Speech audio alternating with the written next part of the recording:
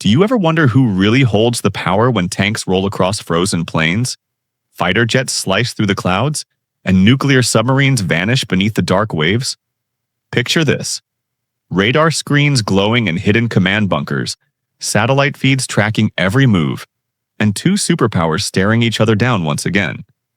It's 2025, and the world's two greatest military forces, the United States and Russia, stand on the edge of a new era of warfare. Who truly commands the greatest power on Earth? Before we dive deep, I want to know, where are you watching from? Tell me in the comments, because today we're traveling across continents, skies, and oceans to find out which of these giants actually reigns supreme. Welcome to World Defense Review. And if you love understanding how nations shape global power through strength and strategy, make sure to subscribe and turn on notifications, because what's coming next will blow your mind. The year is 2025. The geopolitical landscape is shifting like tectonic plates. Alliances are being tested, new weapons are redefining speed and stealth, and military technology is advancing faster than at any point in human history. Yet, despite all that evolution, one ancient rivalry still dominates the conversation: the contest between Washington and Moscow. Both nations claim unmatched military prowess, but the truth behind that claim is far more complex. The question isn't just who has more soldiers or bigger bombs. It's who can truly wield power effectively across every domain of warfare.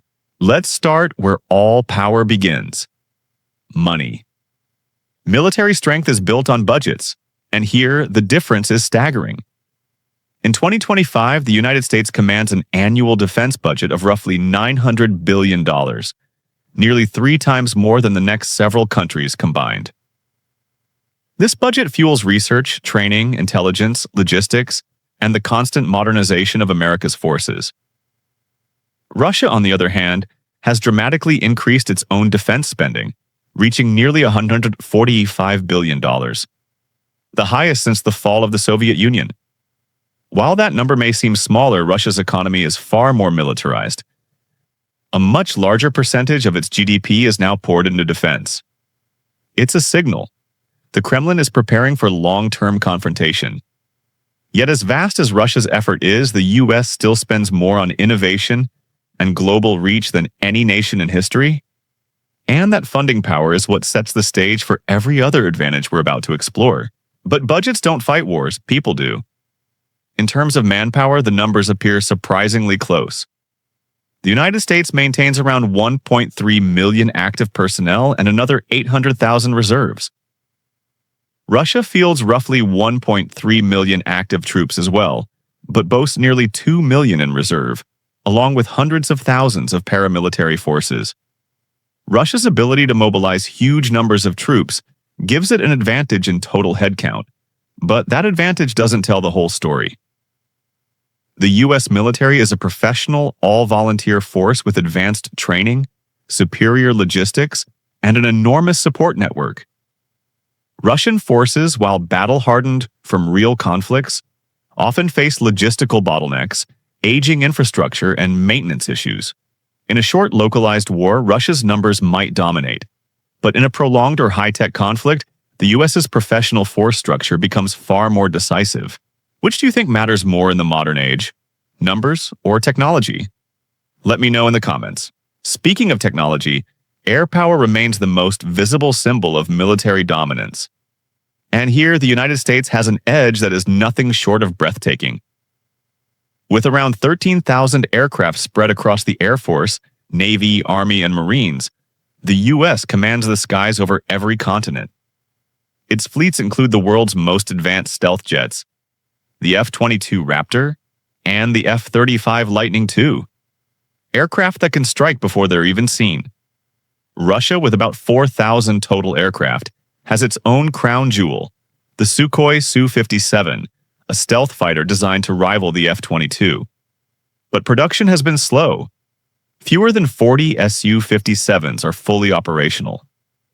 Russia's air force remains powerful in numbers and regional reach, yet the U.S. combines its air strength with unmatched satellite coordination, drone support, aerial refueling, and global deployment networks. In a sky-to-sky showdown, the US would likely control the air faster and longer. But Russia's dense air defense systems, the S-400 and the newer S-500, complicate that dominance, forcing even the most advanced stealth jets to proceed cautiously. That tension, technology versus territory, makes air power the first true chessboard of this rivalry. Yet wars aren't fought only in the air. They're fought on the ground. And when it comes to land power, Russia's army remains a juggernaut. It commands roughly 5,700 main battle tanks, including modernized T-90Ms and the much-discussed T-14 Armata platform. The U.S., while fielding fewer tanks, while around 4,600 Abrams models, relies on quality over quantity. Each Abrams is a fortress of advanced armor, sensors, and fire control systems, supported by a network of drones, satellite data, and joint strike coordination. Russia still believes in mass and artillery dominance. It maintains tens of thousands of self-propelled guns and rocket launchers, capable of devastating bombardments. The U.S. strategy, however, is more precise. Coordinated strikes, long-range fires, and integrated mobility. In open combat, Russia's ground power is intimidating.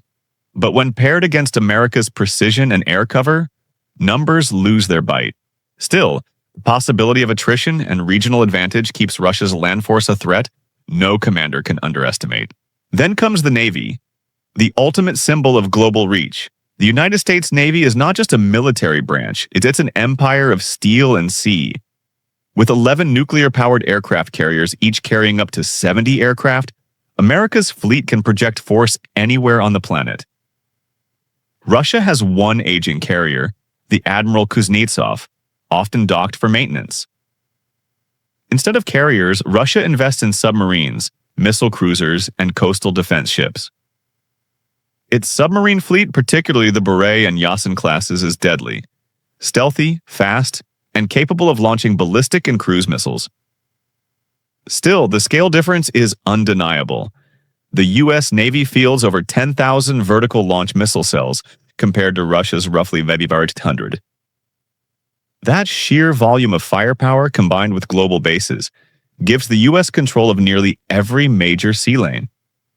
But in the Arctic or near its coasts, Russia's Navy is a sleeping beast, icy, patient, and armed to strike. Which would you rather command? A Navy that can go anywhere, or one that can dominate its home waters without mercy? Now, no discussion of power is complete without the nuclear factor. Both nations hold the keys to doomsday, and the numbers are chilling.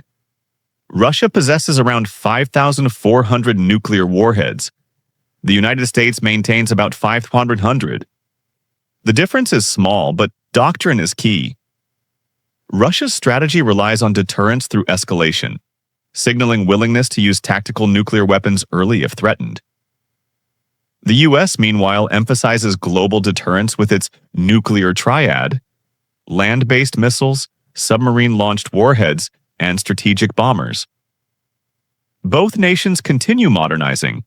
Russia deploys the Avangard hypersonic glide vehicle and Sarmat ICBM, while the U.S. advances its Sentinel ICBM program and next-generation Columbia-class submarines.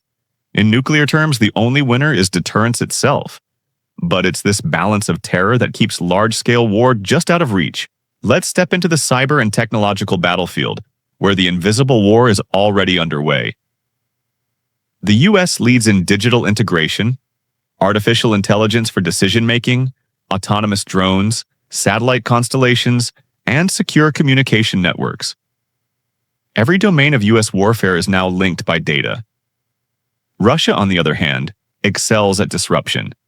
Electronic warfare, GPS spoofing, cyber attacks, and information operations. It's a classic match. One side building complex systems of control, the other side perfecting ways to scramble them. The U.S. might have better firewalls, but Russia's hackers and EW units are feared worldwide. In a real conflict, cyberspace could become the opening front, where data determines who fires first. But let's not forget logistics and industry, the quiet but decisive element of any sustained war. The U.S. has a vast, resilient industrial base and supply chain, hundreds of defense contractors, shipyards, aircraft factories, and research centers that can sustain war indefinitely. Russia's industry, though powerful in key sectors, faces bottlenecks. Sanctions limit access to high-end chips, precision tools, and materials. Yet under pressure, Russia has surprised the world with its ability to adapt, ramping up drone production, increasing ammunition output, and shifting to wartime economics. It's a reminder that resilience isn't just about money, it's about willpower. Which side has more of that in a long, grinding conflict? Now imagine this: a confrontation in Eastern Europe. US and NATO air wings strike key Russian positions. Russia responds with massive artillery barrages and hypersonic missile salvos. Electronic warfare floods the airwaves, satellites scramble for control. American carriers in the Mediterranean launch waves of F-35s. Russian submarines stalk their routes. The world holds its breath. In this grim chess match, victory isn't just about destroying the enemy, it's about sustaining the fight.